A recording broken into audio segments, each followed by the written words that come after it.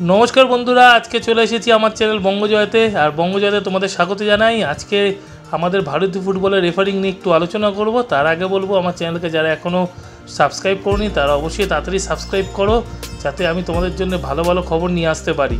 প্রথমে আসা যাক আইএসএল এর খবরে। আজকে আইএসএল এ পাঞ্জাব নিজেদের ঘরের মাঠে মুখোমুখি হয়েছিল মুম্বাই সিটি এফসির বিরুদ্ধে।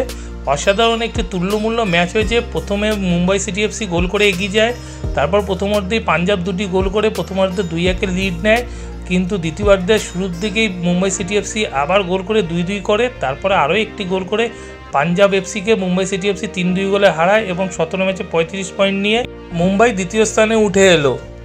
অপর একটি ম্যাচে বেঙ্গালুরু এফসি নিজের ঘরের মাঠে মুখোমুখি হয়েছিল কেরালা ব্লাস্টার্সে এবং এই ম্যাচে তুল্যমূল্য লড়াই ছিল প্রথম থেকে, কিন্তু গোল আসছিল না। ম্যাচের একেবারে শেষের দিকে 88 মিনিটে জাভি গোল করে বেঙ্গালুরু এফসিকে ম্যাচটি জেতায় এবং এই জয়ের ফলে বেঙ্গালুরু এফসি 18 ম্যাচে 21 পয়েন্ট নিয়ে 6 নম্বরে উঠে এলো এবং সুপার 6-এ যাওয়ার জন্য লড়াইটা কিন্তু দারুণ জমে গেল।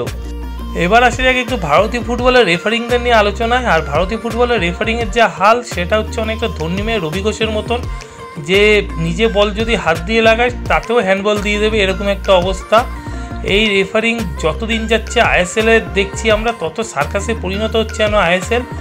একেবারে জঘন্য রেফারিং চলছে, বিশেষ করে কয়েকটা টিমের প্রতি তো রেফারি খুবই সদয় হচ্ছে, তো কিছু টিমকে রেফারির জন্যই ভুগতে হচ্ছে। যেমন করে ইস্টবেঙ্গল অন্তত 15 থেকে 18 পয়েন্ট শুধুমাত্র রেফারির জন্যই পায়নি। যেমন বেঙ্গালুরু ম্যাচ দুবার পেনাল্টি পেলেও দুবার পেনাল্টি দেওয়া হয়নি, রেফারি দেয়নি সেই ম্যাচে পেনাল্টি ইস্টবেঙ্গলকে।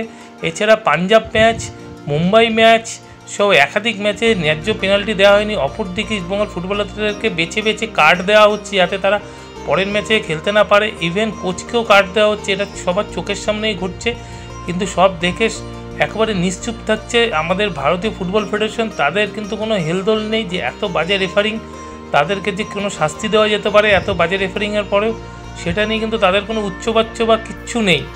রেফারির বিরুদ্ধে কোচ বা ফুটবলাররা যদি মিডিয়ার সামনে প্রতিবাদ জানায় বা কিছু বলে সেক্ষেত্রে ফুটবলারদেরকে জরিমানা বা ম্যাচ সাসপেনশন হতে পারে, কিন্তু কোচেরা যখন দিনের পর দিন ভুল করে যাচ্ছে তাদের কিন্তু কোনো ম্যাচ সাসপেনশন বা জরিমানা কিছু হচ্ছে না, তারা কিন্তু দিব্যি পরের ম্যাচটা আবার খেলিয়ে যাচ্ছে।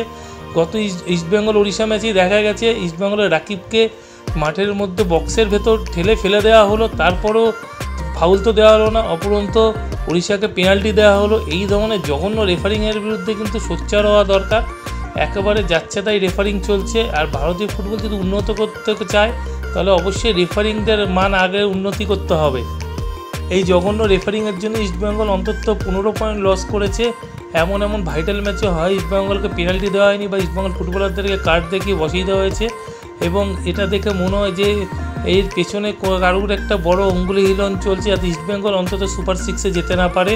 এই নিয়ে সম্প্রতি রঞ্জিত বাজাজ তার টুইটে একটি টুইট করেছে, আইএসএলে ম্যাচ ফিক্সড হচ্ছে এবং রেফারিরা ম্যাচে ম্যানিপুলেট করছে যাতে একটি দল জিততে পারে অপর দল হারতে পারে, সেটি রেফারিরাই কন্ট্রোল করছে। তো এটা নিয়ে কিন্তু যথেষ্ট সন্দেহ দেখা দিয়েছে এবং সন্দেহের বাতাবরণ তৈরি হচ্ছে। তো তোমরা কি বলো বন্ধুরা রেফারিং নিয়ে সেটা জানিও। ভারতীয় ফুটবলে রেফারিং মান বাড়াতে গেলে কী করতে হবে সেটা নিয়ে কিন্তু এখনই চিন্তাভাবনা করার সময় হয়েছে, নইলে ভারতীয় ফুটবলে রেফারিংয়ের জন্যই অতল জলে তলিয়ে যাবে। আজকে এখানেই শেষ করছি, আবার নতুন খবর নিয়ে তোমাদের সাথে খুব তাড়াতাড়ি দেখা হবে। Good bye.